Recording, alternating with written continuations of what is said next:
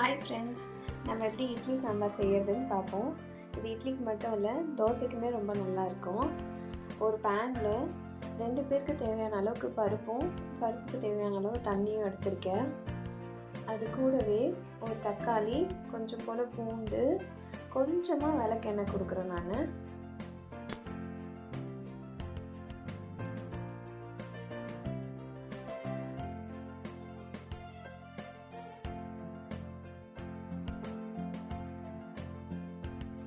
கொஞ்சம் போல் வெந்தயம் ஆட் பண்ணிக்கலாம்.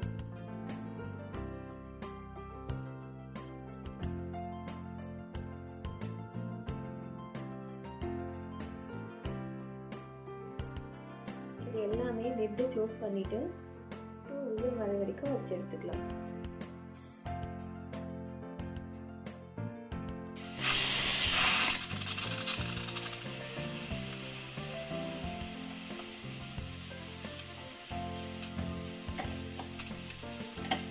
குக்கர் விசில் வந்ததுக்கப்புறம் அதை எடுத்து வச்சுட்டு ஒரு பேன் வச்சு அதில் எண்ணெய், கடுகு, கொஞ்சமாக சீரகம்,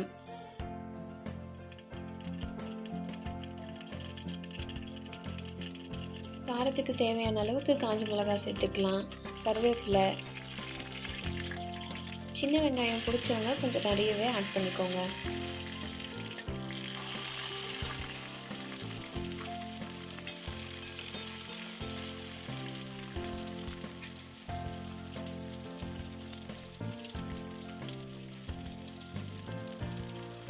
வெங்காயம் நல்லா வதங்கினதுக்கப்புறம் அதில் கொஞ்சமாக மஞ்சத்தூள், பெருங்காயத்தூள் ஆட் பண்ணிக்கலாம்.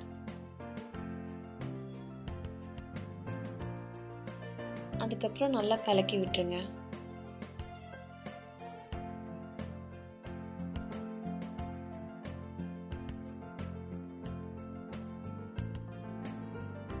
இட்லி சாம்பாரில் டேஸ்ட்டே இந்த சின்ன வெங்காயம் தான். கொஞ்சமாக தண்ணி ஊற்றி நல்லா வேக வச்சுப்போம்.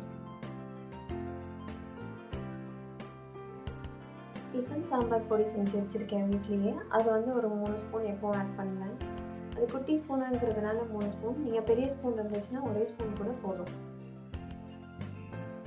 கூடவே கொஞ்சம் போல் சால்ட். நல்லா கொதிச்சு வரும்போது கொஞ்சமாக புளி தண்ணி ஆட் பண்ணிக்கலாம். ரொம்ப ஆட் பண்ண வேணாம். டிஃபன் சாம்பாருக்கு ரொம்ப ஆட் பண்ணால் நல்லா இருக்காது. இது கூடவே நம்ம வேக வச்ச பருப்பு இருக்கு இல்லையா, அதையும் ஆட் பண்ணிக்கலாம்.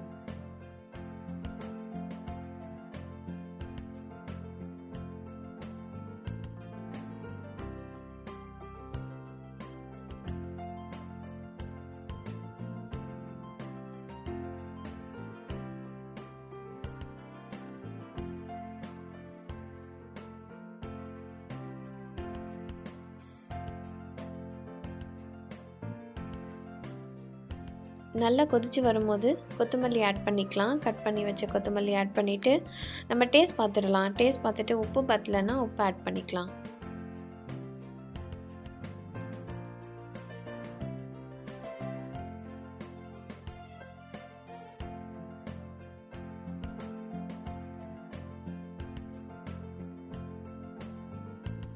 நல்லா கொதிச்சு வந்ததும் கொஞ்சமாக நெய் சேர்த்து இறக்கிடலாம். அவ்வளோதான்.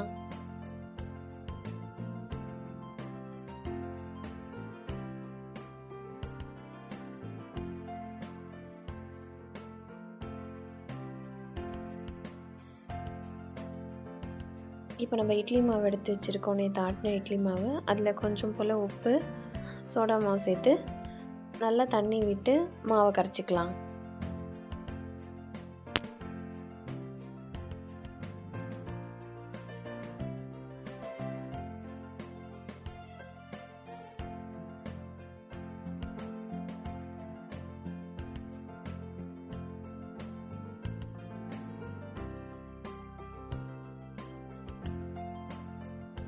இட்லி பாத்திரத்தில் தண்ணி வச்சு நல்லா ஆவி வந்ததுக்கப்புறம் இட்லி ஊற்றினா நல்லா வரும்.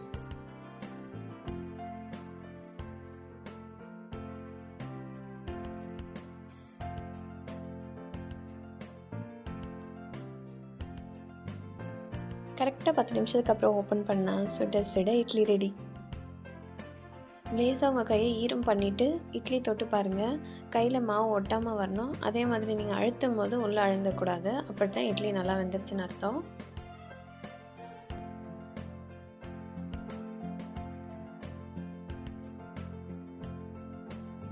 இட்லி தட்டு பின்னாடி லேசாக தண்ணி ஊற்றினா போதுங்க, நல்லா இட்லி வெளியே எடுக்க வரும்.